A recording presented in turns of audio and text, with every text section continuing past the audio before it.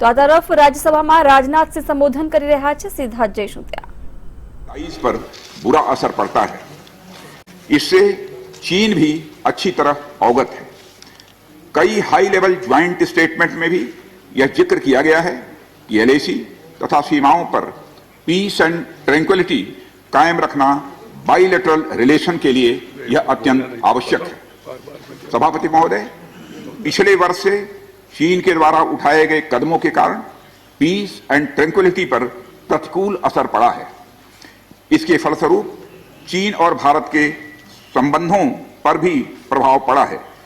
उच्च स्तर पर चीन के साथ कई बार बातचीत के दौरान, जिसमें मेरे द्वारा चीनी रक्षा मंत्री के साथ पिछले सितंबर की बैठक और मेरे सहयोगी विदेश मंत्री श्री जयशंकर जी की चीनी विदेश मंत्री के साथ तथा हमारे एनएसए श्री अजीत जी डोभाल की अपने चीनी काउंटर पार्ट के साथ बातचीत शामिल है। हमने यह स्पष्ट कर दिया है सभापति महोदय कि यह अत्यंत आवश्यक है कि एलएसी के सभी फ्रिक्शन पॉइंट पर डिसएंगेजमेंट किया जाए ताकि पीस एंड ट्रैंक्विलिटी पुनः स्थापित हो सके।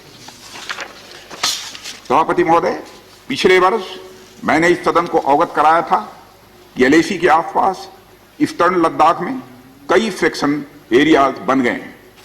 चीन ने बड़ी संख्या में सेना एवं गोला बारूद आदि भी एलएसी के आसपास तथा उसके पीछे अपने क्षेत्रों में इकट्ठा कर लिया है।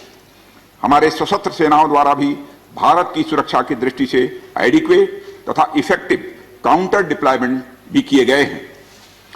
मुझे यह बताते हुए सभापति महोदय गर्व महसूस हो रहा है कि भारतीय सेनाओं ने इन सभी चुनौतियों का डटकर सामना किया है सभापति महोदय, तथा अपने शौर्य एवं बहादुरी का परिचय पेंगांग त्सो के साउथ एवं नॉर्थ बैंक पर दिया है। सामरिक दृष्टि से महत्वपूर्ण कई क्षेत्रों को चिन्हित कर हमारी सेनाएं कई पहाड़ियों के ऊपर तथा हमारे दृष्टिकोण से उपयुक्त अन्य क्षेत्रों पर भी मौजूद हैं। भारतीय सेनाएं अत्यंत बहादुरी से लद्दाख की ऊंची दुर्गम पहाड़ियों तथा कई मीटर बर्फ के बीच में भी सीमाओं की रक्षा करते हुए अडिग हैं और इसी कारण हमारा एज बना हुआ है। सभापति महोदय, हमारी सेनाओं ने इस बार भी यह साबित करके दिखाया है कि भारत की संप्रभुता एवं अखंडता की रक्षा करने में वे सदैव हर चुनौती से लड़ने के लिए तत्पर हैं और अनवरत कर रहे हैं। सभापति महोदय, पिछले वर्ष से मिलिट्री एंड डिप्लोमेटिक लेवल पर चीन के साथ हमारा संबंध बना रहा है। इस बातचीत में हमने चीन को यह बताया है कि 3 सिद्धांतों के आधार पर हम इस समस्या का समाधान चाहते हैं। फर्स्ट, दोनों पक्षों द्वारा एलएसी को माना जाए और उसका आदर किया जाए। दूसरा, किसी भी पक्ष द्वारा यूनिलेटरली स्टेटस को बदलने का प्रयास न किया जाए। तीसरा, सभी समझौतों का दोनों पक्षों द्वारा पूर्ण रूप से पालन किया जाए। सभापति महोदय, फ्रिक्शन क्षेत्रों में डिसएंगेजमेंट के लिए भारत का यह मत है कि 2020 की फॉरवर्ड डिप्लॉयमेंट जो एक दूसरे के बहुत नजदीक हैं वे दूर हो जाएं और दोनों सेनाएं वापस अपनी अपनी स्थायी एवं मान्य चौकियों पर वापस लौट जाएं। सभापति महोदय, बातचीत के लिए हमारी स्ट्रेटेजी तथा अप्रोच माननीय प्रधानमंत्री जी के इस दिशा निर्देश पर आधारित है कि हम अपनी 1 इंच जमीन भी किसी और को नहीं लेने देंगे। हमारे दृढ़ संकल्प का ही यह फल है कि हम समझौते की स्थिति पर पहुंच गए हैं। इन दिशा निर्देशों के दृष्टिगत सितंबर 2020 से लगातार मिलिट्री एंड डिप्लोमेटिक लेवल पर दोनों पक्षों में कई बार बातचीत हुई है कि इस डिसएंगेजमेंट का म्यूचुअली एक्सेप्टेबल तरीका निकाला जाए।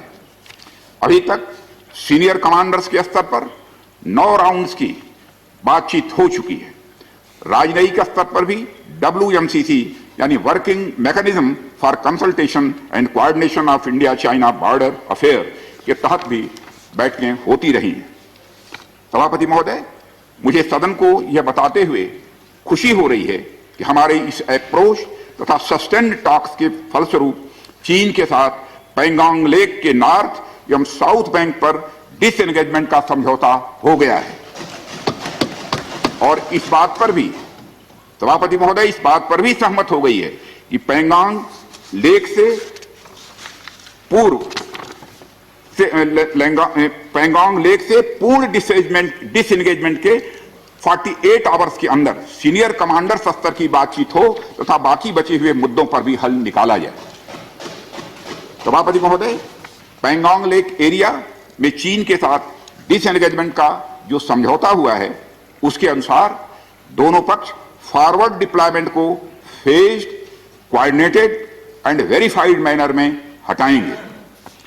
चीन अपनी सेना की टुकड़ियों को नॉर्थ बैंक में फिंगर 8 के पूरब की दिशा की तरफ रखेगा और इसी तरह भारत भी अपनी सेना की टुकड़ियों को फिंगर 3 के पास अपने permanent base Dhan Singh Thapa post पर रखेगा।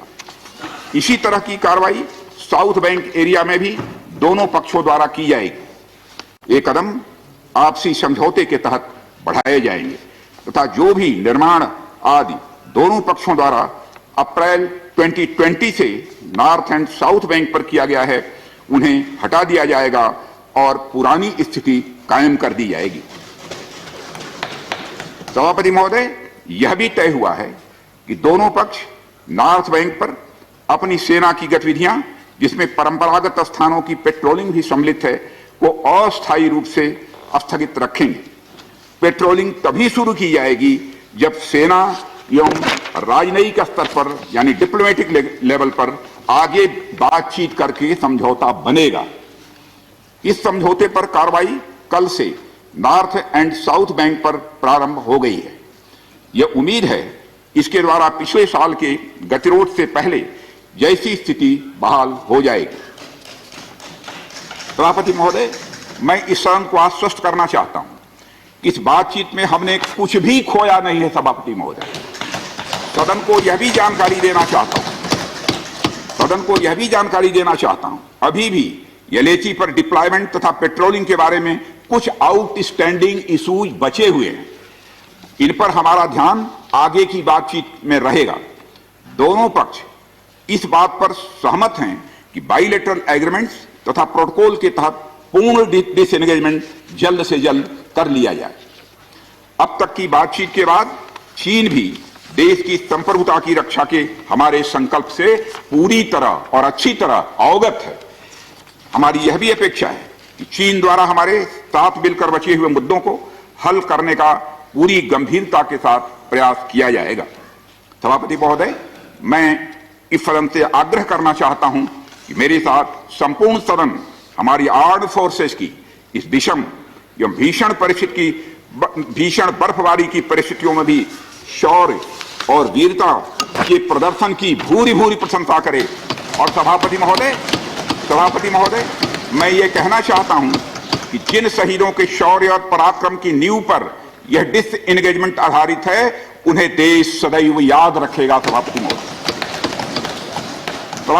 महोदय, मैं इस बात से भी पूरी तरह से आश्वस्त हूं कि यह पूरा सदन चाहे कोई किसी भी दल का क्यों न हो, देश की संप्रभुता, एकता और अखंडता और सुरक्षा के प्रश्न पर एक साथ खड़ा है और एक स्वर से समर्थन करता है कि यह संदेश केवल भारत की सीमा तक ही सीमित नहीं रहेगा बल्कि पूरे विश्व को जाएगा। सभापति महोदय, यह बात मैं विश्वास के साथ कह सकता हूं।